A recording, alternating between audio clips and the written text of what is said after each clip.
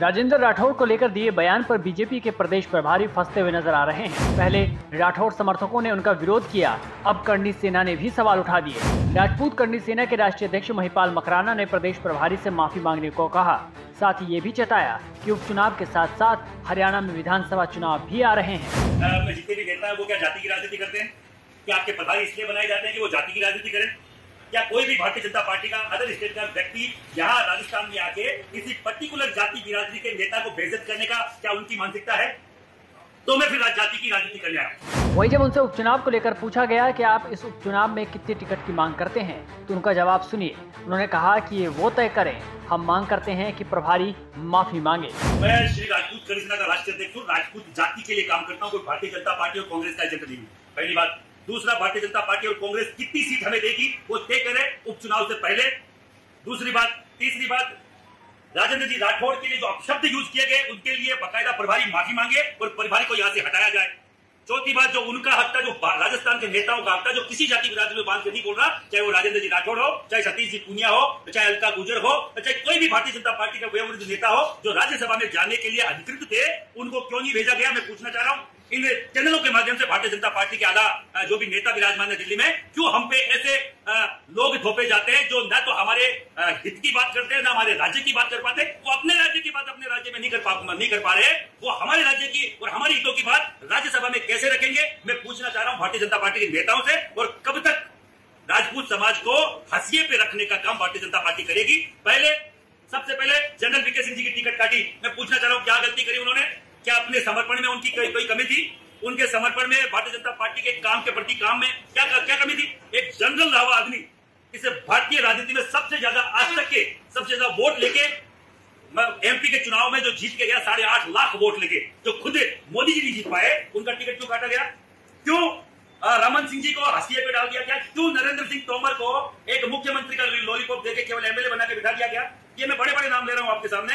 राजनाथ सिंह जी की हालत क्या कर दी गई थी आपको मालूम है चुनाव। पत्रकार वार्ता के दौरान जब उनसे वसुंधरा राजे को लेकर सवाल पूछा गया कि उनके भतीजे केंद्र में गृह मंत्री है, सिंधिया देश का बड़ा घराना है, तो देखिए उन्होंने क्या जवाब दिया। वसुंधरा जी राजपूत जाति से नहीं आती। अगर आपकी किसी राजघराना, जाटों का राजघराना और भी है, राजपूतों में भी रही है, वो राजपूतों में नहीं रही है सर, वो जाटों में। बड़े घराने को भूल रहे हो, सिंधिया देश का बड़ा घराना है, उनका भतीजा केंद्र मंत्री है। सरकार में राजपूत की बात करता हूँ, नहीं सर, राजपूत घराना नहीं। आपकी गलतफहमी है, पहले उसको निकालिए। इन सवालों के बाद जब उनसे पूछा गया कि राजेंद्र राठौड़ ने तो ऐसा कुछ भी नहीं कहा कि उनके साथ दुर्व्यवहार हुआ है, तो उन्होंने कहा कि वो पार्टी से बंधे होंगे, करणी सेना नहीं है।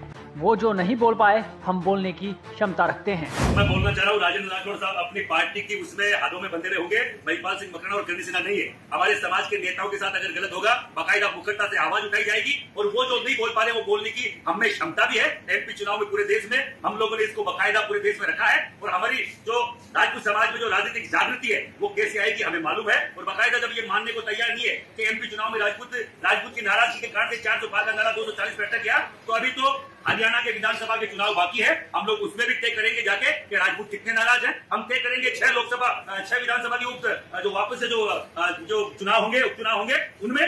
और जब तक ये बर्बादी जी को नहीं हटाया जाता, बाकायदा हमारा विरोध जारी रहेगा। समाज कोई पार्टियों का बंधुआ मजदूर नहीं है। 90 से 95% तक हम लोगों ने बीजेपी को सींचा, बीजेपी को वोट किया है, पर बीजेपी ने हमारे आला नेताओं को काटने के अलावा कोई कार्य नहीं किया है। जब से मोदी जी आए तब से पता ही नहीं क्या उनकी टीम को बेर है राजपूत समाज से कि हर दिन एक नेता को साइडलाइन कर दिया जाता है। कांग्रेस से आया हुआ व्यक्ति 4 महीने पहले कांग्रेस से आया। ये आपके जो अभी राज्यसभा चुन के गए बिट्टू जी, वो 4 महीने पहले कांग्रेस से आए। तो उनमें ऐसे कौन से सितारे चमक रहे हैं जो 40-45 साल से जो एक कार्यकर्ता काम कर रहा है राजेंद्र राठौड़ नाम का, उनको आप दरकिनार कर रहे हैं? जो राजपूत समाज का सबसे बड़ा नेता है, जो राजपूत समाज जिनके एक आह्वान पे पूरे राजस्थान में वोट करता है, बेहद शेखावत के बाद, उनको आप कैसे घर बिठा सकते हैं? मैं पूछना चाह रहा हूं आपके चैनल के माध्यम से। अगर नहीं मानी भारतीय जनता पार्टी तो महिपाल सिंह और पूरी राजपूत समाज का युवा कोई किसी का बंधुआ मजदूर नहीं है, किसी का गुलाम नहीं है। और हम राजनीतिक बेड़ियां तोड़ने के लिए निकले, न कि राजनीतिक बेड़ियां वापस बंधवाने के लिए। करणी सेना का गुस्से का असर हरियाणा विधानसभा चुनाव पर हुआ तो भाजपा को भारी नुकसान हो सकता है और राजपूतों की नाराजगी का असर राजस्थान में भी देखने को मिला था। ऐसे में अब देखने वाली बात होगी कि भाजपा अपने आप को कैसे संभालती है और राजपूत समाज की नाराजगी को कैसे दूर करती है।